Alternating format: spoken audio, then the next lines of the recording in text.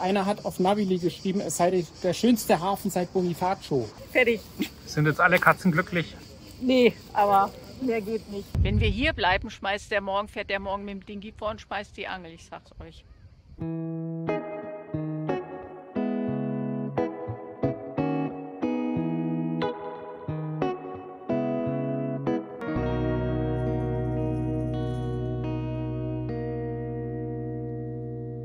Eigentlich wollten wir in die Bucht, in der wir damals angekommen sind, aber die war ungeschützt und Die ganze Küste runter im Moment. Porto Kofo an sich finde ich persönlich nicht so schön, weil es auch dadurch, dass es eine lange, schmale Bucht ist, hinten drin ziemlich dreckig ist. Aber wir hatten Glück. Vorm Hotel war ein Platz frei. Das ist wirklich nur so ein ganz kleiner Sandfleck, also ein recht kleines Areal, wo man ankern kann.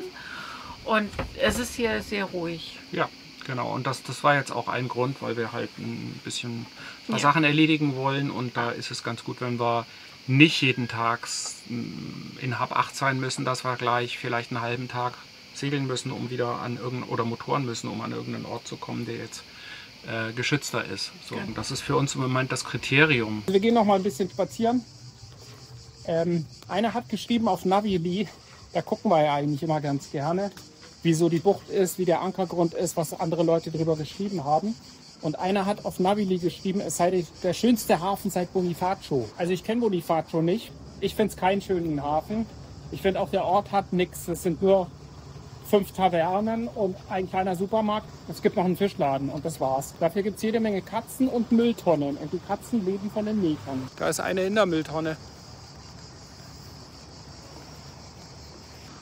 Hast du Hunger? Ja, ne? Ui, sind das viele. Ist die mit der kaputten Pfote wieder da? Nee, ne? Die sind alles Einwurf, oder nicht? Guck mal, die sehen alle ähnlich aus.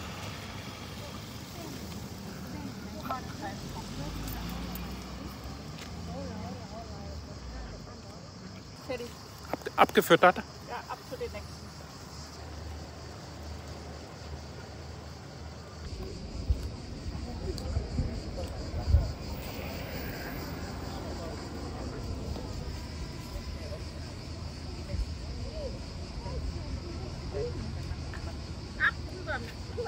Ja. Du verfressenes Ding, du. Ja, du hast dein eigenes Fressen. Da. Meinst du, das interessiert sie? Ja.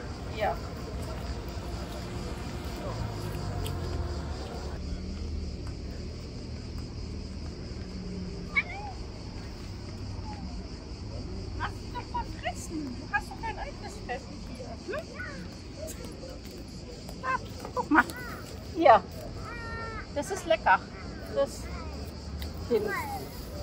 die habe ich gestern schon von den anderen weggeschoben, ne? So. Du musst hier die Katzen voneinander trennen, ne? Ja. Die will den anderen immer was wegfressen. Musste gar nicht. Es ist für jeden was da.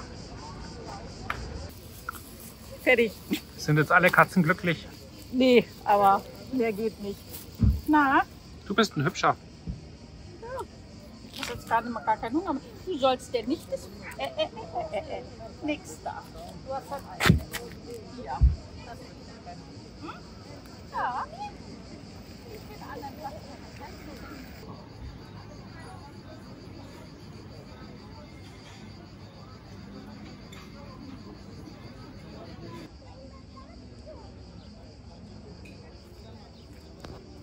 Mal runter vor der Straße, du. Ja, na hier.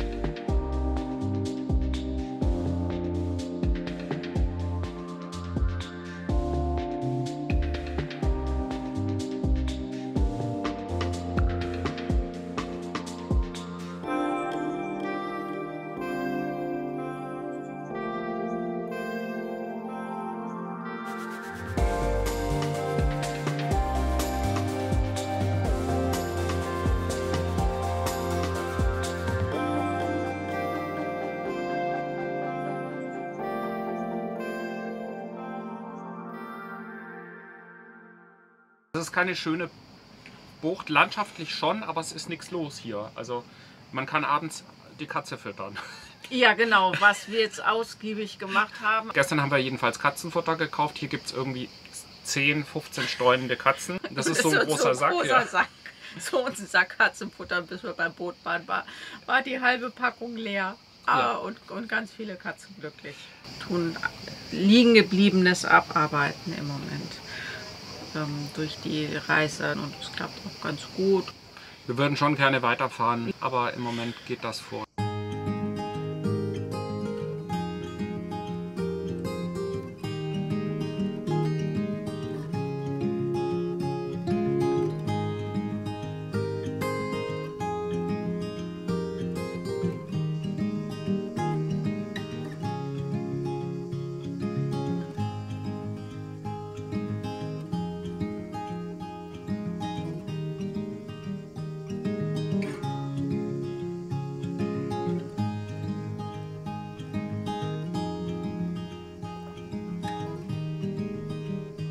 Wir stecken echt viel Zeit und Energie in jedes Video. Immer irgendwo unterwegs, auf engstem Raum. Wenn du magst, was wir machen und ein bisschen mehr Einblick willst, bei Patreon gibt es Videos vorab, ganz ohne Werbung, Bonusmaterial und auf manchen Stufen auch persönliche Updates oder ein Call mit uns. Schau gerne mal vorbei, den Link findest du unten in der Beschreibung oder oben im Video.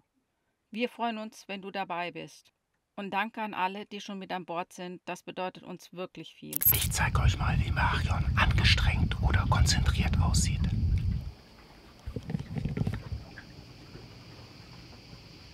Du bist ja gar nicht hochkonzentriert. Gerade habe ich gesagt, du bist hochkonzentriert und vielleicht sogar etwas angespannt. Warum soll ich angespannt sein? Oh, die Tiefenentspannung mit 10.000 Meilen Erfahrung. Ja, genau. Naja, du fährst hier an Felsen vorbei. Das ist nicht unbedingt deine Komfortzone. Ja. Ist ja nicht zum ersten Mal hier durch. Außerdem ist ja nichts. Also ist ja nicht wirklich Wind. Also klappt ja ganz gut. Ich freue mich, dass wir weiterfahren. Ich freue mich darauf, wo wir hinfahren. Auf Navili kann man den Orten, wo man hin möchte, ein Herzchen geben. Und das, wo wir jetzt hinfahren, das hat ein Herzchen von mir. Ich weiß nicht, was heißt Marions Poseidon Cape heißt das. Also die Spitze des Poseidon. Ja genau. Was sind Marions präferierte Spots? Türkis. Ganz einfach. Ja. Muss gar nicht kompliziert sein. Türkis Weißer Sand Türkis. Weißer Sand Türkis heißt, sie kriegt ein Herzchen, fahren wir hin. Punkt. Nee, es gibt auch andere Sachen mit Herzchen. Zum Beispiel, wenn es was Interessantes zu sehen gibt oder so. Ja. Auch das kriegt Herzchen. Ich habe übrigens heute Morgen sehr speziell eingekauft. Ich bin nämlich mit dem Schlauchboot zum Strand gefahren, wollte den Müll wegbringen. Und dann fuhr gerade eins von diesen Pickups vorbei. Hier fahren ganz viele Pickups tagsüber vorbei, die dann immer so Durchsagen machen. Melone, Melone, Aprikose, frische Pfirsiche. Also natürlich alles auf Griechisch, ne? Und ein endloses Geleier ist das. Jedenfalls, ich fuhr mit dem Dingi an den Strand und er machte da seine Durchsagen und fuhr vorbei. Und dann habe ich ihm gepfiffen, hat er geguckt, habe ich ihm gewunken, hat er angehalten und dann konnte ich noch schnell eine Melone holen, weil für uns hier in der Hitze mittags frische, kalte Melone aus dem Kühlschrank mit Schafskäse obendrauf. Das ist ein Traum, weil das bringt dir die Elektrolyte zurück. Das ist diese Kombination süß, viel Flüssigkeit und salzig und das ist genau das, was du brauchst in der Hitze. Und ich bin dann ganz schöner Junkie geworden die letzten Tage und Wochen. Ja, das kann man so sagen. Als ich ankam mit Wassermelone und Feta, das ist aber schon eine Weile her, das war tatsächlich noch in Deutschland, da hat er gesagt, aber das ging ganz schnell, war es lecker.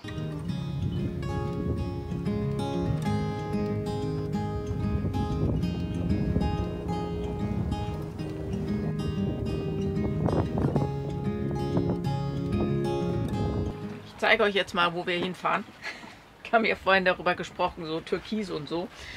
Also wir waren hier drüben in Porto Kofu, das ist der zweite Finger von Kakitiki und wir fahren jetzt auf dem ersten Finger.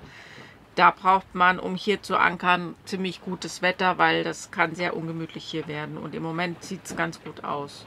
Und wo wir jetzt hinfahren, ist diese Spitze. Posidie Cup. Also man sieht hier schon, hier ist ein sehr großes Flach.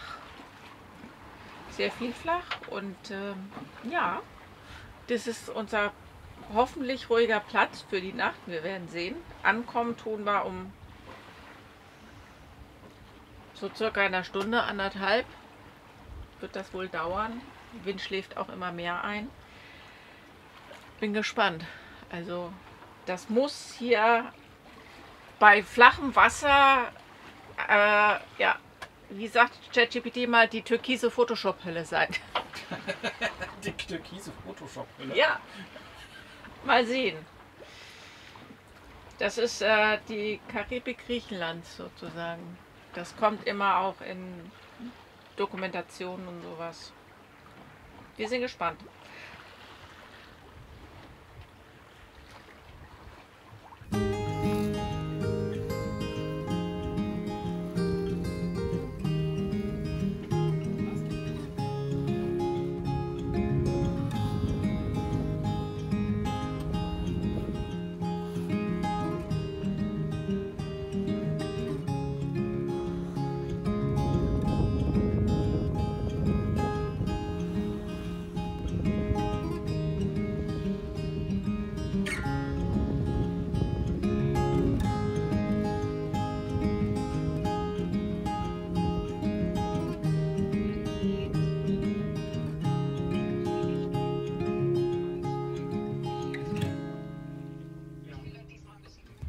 Wir fahren heute im Gänseflug. Kannte ich auch nicht.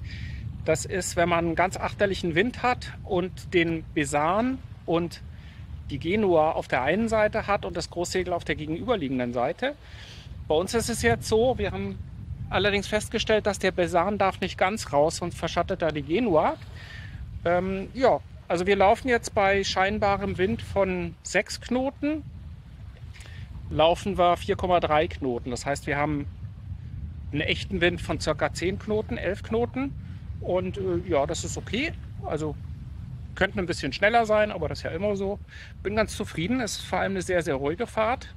Ich habe mal wieder meine Hoffnungsangel draußen.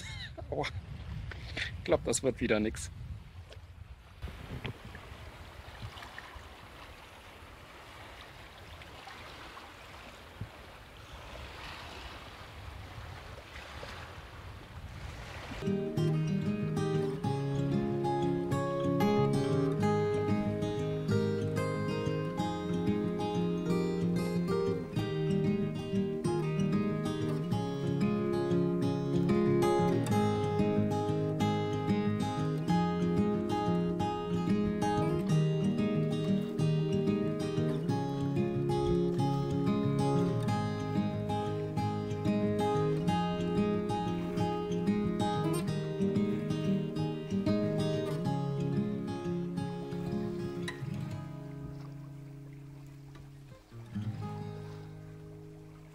Posidie Beach und Posidie Cape. Hinter uns ist das Kap.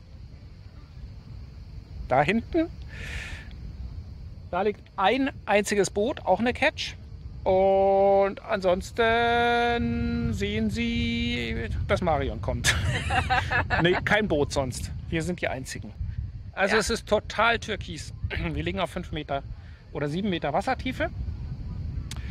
Und kein Posidonia, nix.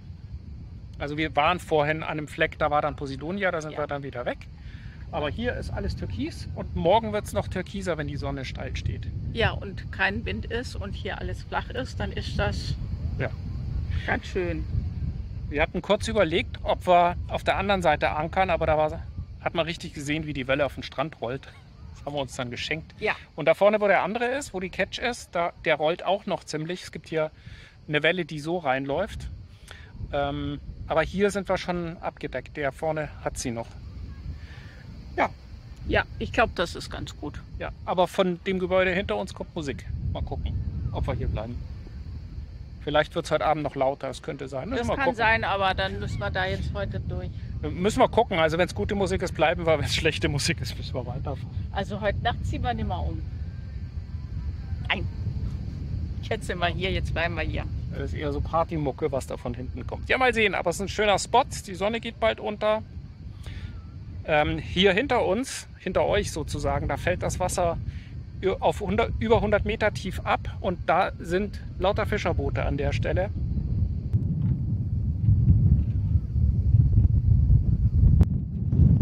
Wenn wir hier bleiben, fährt der morgen mit dem Dingi vor und schmeißt die Angel, ich sag's euch.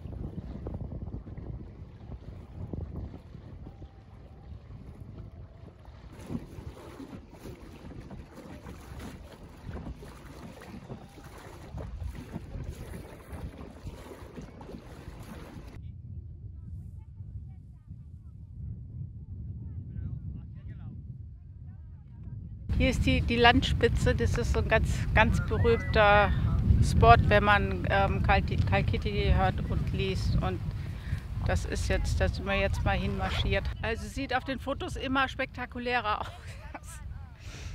Ja. Aber hier drüben, hier oben im Dunst ist Festland. Ist Richtung Thessaloniki. Ich gehe mal, sonst hört man mich nicht. Hier oben ist Festland Thessaloniki.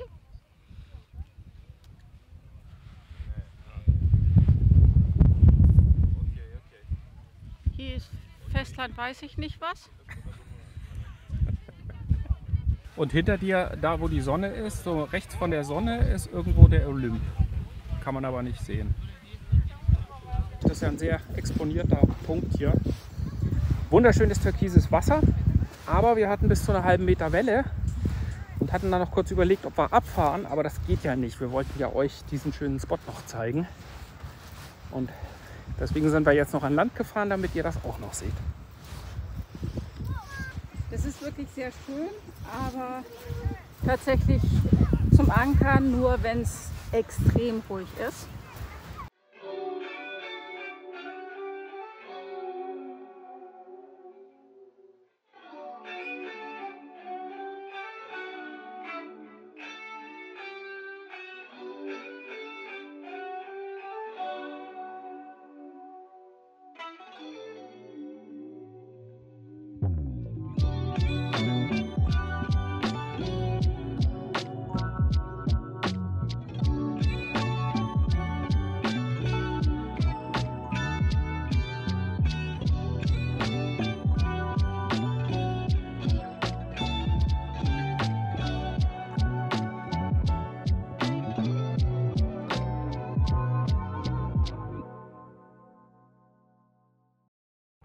Cape Posidi an der Westspitze von Cassandra. Ein schmaler Sandstreifen weit ins Meer hinausgezogen. Vom Wasser aus sieht er fast endlos aus.